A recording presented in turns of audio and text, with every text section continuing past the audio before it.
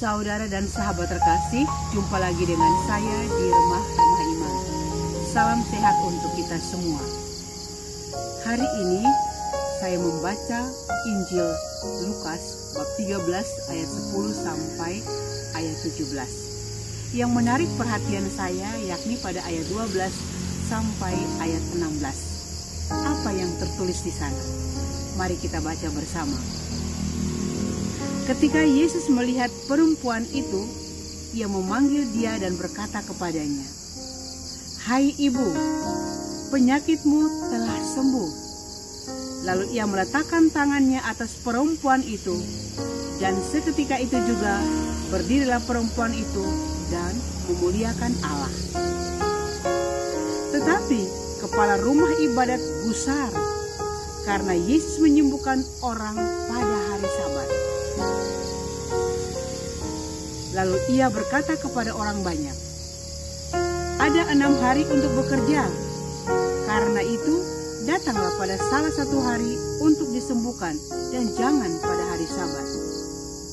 Tetapi Tuhan menjawab dia katanya, "Hai orang-orang munafik, bukankah setiap orang di antaramu melepaskan lembunya atau keledainya pada hari Sabat dari kandangnya dan membawanya ke tempat minuman? Bukankah perempuan ini yang sudah 18 tahun diikat oleh iblis harus dilepaskan dari ikatannya itu karena ia adalah keturunan Abraham?"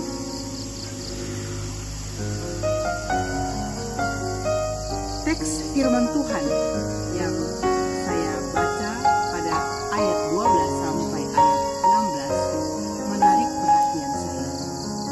Pada bagian yang pertama, Tuhan Yesus itu luar biasa. Dia adalah Allah yang kasih. Ketika dia melihat perempuan yang sedang sakit, bahkan sudah 18 tahun, dia memanggil dan dia menjamah dan menyembuhkan perempuan itu. Yang menarik pada bagian ini adalah setelah ia disembuhkan, dia memuliakan Allah.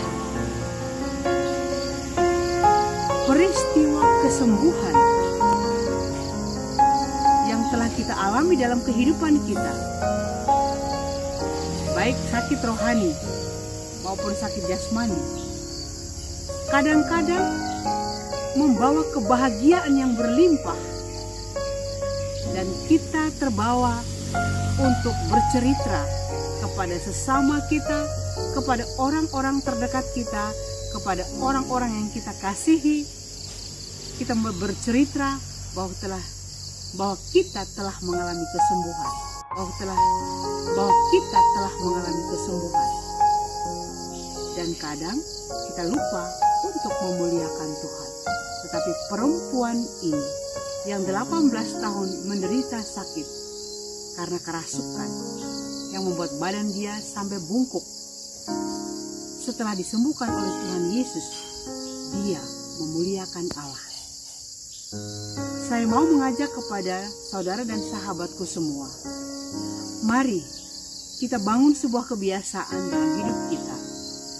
Ketika kita mengalami sebuah pembebasan dari banyak belenggu, ketika kita mengalami kesembuhan dari sakit penyakit kita, langkah kita yang pertama, mari kita gunakan mulut lidah kita untuk memuliakan Allah pertama. Memuji dan memuliakan Allah yang telah bekerja dahsyat di dalam hidup kita. Dan kemudian kita baru bercerita kepada sesama kita, kepada orang-orang dekat kita, kepada orang-orang yang mencintai kita, sebagai ungkapan kegembiraan kita, ungkapan syukur kita.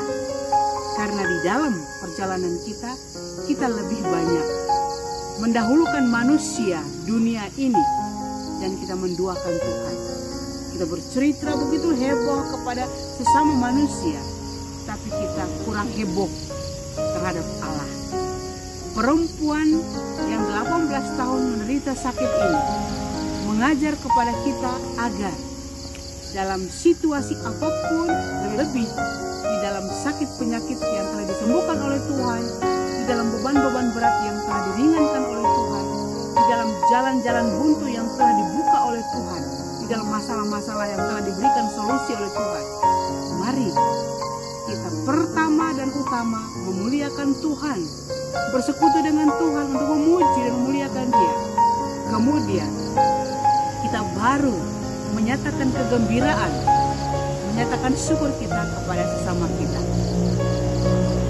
Bagian yang kedua menarik perhatian saya adalah kepala rumah ibadat. Ketika Yesus menyembuhkan perempuan ini pada hari Sabat, merasa gusar hatinya karena merasa bahwa Yesus telah melakukan sesuatu pada hari Sabat. Maka dia berkata kepada orang banyak, ada 6 hari untuk bekerja, karena itu datanglah pada salah satu hari untuk disembuhkan dan jangan pada hari Sabat. Kelihatannya luar biasa. Kepala rumah ibadat memberikan nasihat kepada orang-orang, hei, ada 6 hari untuk bekerja, datanglah pada salah satu hari dan jangan pada hari Sabat. Pada saat Yesus mendengarkan perkataan kepala rumah ibadat ini, Yesus menegur dia dengan keras, hei orang-orang munafik. Saya melihat dan merasakan ada sesuatu yang luar biasa yang mau dikatakan oleh firman Tuhan di sini.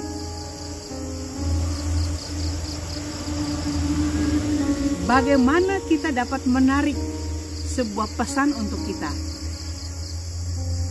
ketika kita di dalam hidup bersama, ketika kita berbicara seperti kepala rumah ibadat, mau berbicara untuk menegur orang-orang di hadapannya, untuk menasehati. Pada saat itu Yesus menegurnya dengan keras, hai orang munafik. Hal ini memberikan pesan kepada kita bahwa mari kita kontemplasikan suatu situasi ketika kepala rumah ibadat berbicara dan bagaimana Yesus menegur.